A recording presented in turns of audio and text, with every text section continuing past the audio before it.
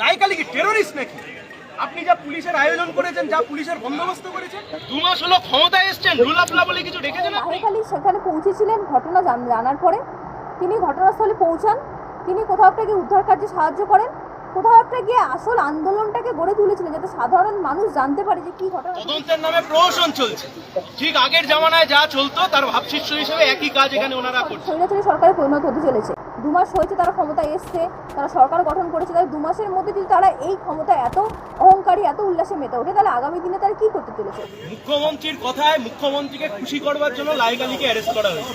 এই কাজ যদি ঠিক মতো করে করতেন তাহলে বাচ্চা মেয়েটা রেপ হয়ে খুন হতো না, তার পরবর্তী ঘটনাগুলো ঘটতো না। আমরা আমাদের সাবমিশনে বলেছি কতগুলো এফআইআর করবেন, আইনের ধজিয়া উড়িয়ে রেখে দিয়েছে। গোটা কোর্ট চত্বরকে একটা মব অ্যাটাক করবার জন্য সেখানে দাঁড় করিয়ে রেখেছে। কি ছুড়বেন? ডিম ছুড়বেন। কিন্তু এটা সম্পূর্ণভাবে রাজনৈতিক উদ্দেশ্য প্রণোদিত একটি মামলা, যে মামলা করে সিপিআইএম নেতা লাইকালিকে গ্রেপ্তার করা হয়েছে। আমরা এর আগে আরজিকরেও দেখেছি, যে আরজিকর আন্দোলনেও আমরা দেখেছিলাম যে আরজিকর ঘটনা যখন ঘটে মাঝরাতে মীনাক্ষী দীপশিতা এবং কলতান সৃজনের ছিল বলেই মানুষ জানতে পেরেছিল যে আরজিকর আসল ঘটনা কি ঘটেছে, নাহলে সেই ঘটনাকে সুসাইড করে চালানো হচ্ছিল। এখানে যাতে মানুষ সত্যিটা জানতে পারে, মানুষের সামনে যাতে আসল ঘটনা আসে, সেই জন্য লাইকালি এলাকায় পৌঁছেছিলেন। আমার ভূমিকা কি গোটা ঘটনায়? ভিডিওতে দেখা যাচ্ছে আমি থানার পুলিশকে সাথে নিয়ে আমি মবকে বরং কন্ট্রোল করছি, আমি সেখানে মবকে থামাচ্ছি। আমার নামে আপনি একটা পলিটিক্যালি মোটিভেটেড বায়াসড ইনভেস্টিগেশন চালু করে দিলেন। 3টে এফআইআর হয়েছে, আমরা আমাদের সাবমিশনে বলেছি, এখানে রানাদাও রয়েছে।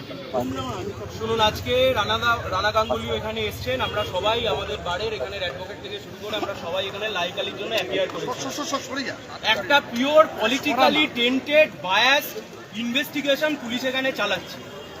লাইকালি 10 তারিখে হাইকোর্টে একটা মামলা করেছি, 11 তারিখ তার কপি এসে বাড়াইপুর থানায় এসে পৌঁছায়। ঠিক 12 তারিখ কোনো একজন ব্যক্তিকে দিয়ে আরেকটা কমপ্লেন করিয়ে ঠিক সেদিনকে তাকে অ্যারেস্ট করানো হয়। অ্যাকিউজ নিরাপদ নয়, অ্যাকিউজদের কাউন্সিল নিরাপদ নয়, this is rule of law. শুধুমাত্র একটা সিপিআইএম এর লিডার, সে সেখানে ভোটে দাঁড়িয়েছিল। আপনি উদ্দেশ্য প্রণোদিতভাবে আপনার মনে হয়েছে আপনি বিভিন্ন রকম ভাবে চাপ সৃষ্টি করে একটা নতুন করে পুলিশ কমপ্লেন করে তাকে আপনি অ্যারেস্ট করালেন। কখন? আপনি জানেন যে সময়তে হাইকোর্টে মামলাটা উঠলে সে একটা প্রোটেকশন পেয়ে যেতে পারে। আমরা আমাদের সাবমিশন করেছি, উনি রিজার্ভ রেখেছেন, কিন্তু এটা সম্পূর্ণভাবে রাজনৈতিক উদ্দেশ্য প্রণোদিত একটি মামলা, যে মামলা করে সিপিআইএম নেতা লাইকালিকে গ্রেপ্তার করা হয়েছে। পলিটিক্যালি মস্তিষ্ক প্রসূত মুখ্যমন্ত্রী বলছেন ধর্ষণের ঘটনাকে সুপারসিড করবার জন্য গোটা বিষয়টাকে কমিউনাল অ্যাঙ্গেল দিয়ে হিন্দু মুসলিম করার চেষ্টা করছে। আমার ভূমিকাটা কি? আমি পুলিশকে সাথে নিয়ে গিয়ে মবকে কন্ট্রোল করেছি, এটা আমার দোষ? আমি প্রতিবাদী কণ্ঠ হিসেবে গিয়ে ভিকটিমের ফ্যামিলির পাশে দাঁড়িয়েছি, এটা আমার দোষ? আজকে এমন একটা সিচুয়েশন তৈরি করে দেওয়া হলো, ধর্ষণের ঘটনাকে সুপারসিড করে এই ঘটনাকে সামনে নিয়ে চলে আসা। লাইকালি কি টেরোরিস্ট নাকি? আপনি যা পুলিশের আয়োজন করেছেন, যা পুলিশের বন্দোবস্ত করেছেন। তাই যে কোনো দল হোক না কেন, বিরোধী দলরা আন্দোলন করবে, এটা খুব স্বাভাবিক। সরকার যদি সেই আন্দোলনকে বারবার আটকায়, তাহলে সরকার স্বৈরাচারী শাসকে পরিণত হতে চলেছে। এই সরকার 2 মাসের মধ্যে যদি আন্দোলনকে আটকানোর জন্য মানুষের উপর আক্রমণ করে, ডিম ছোড়াছড়ির ব্যবস্থা করে, যদি সাধারণ মানুষকে দিয়ে ডিম ছড়ায় এবং দলের কর্মীদেরকে দিয়ে ডিম ছড়ায় এবং সেটার বিরুদ্ধে যদি প্রশাসন ব্যবস্থা না নেয়, তাহলে বলতে হবে যে এই সরকার স্বৈরাচারী সরকারে পরিণত হতে চলেছে।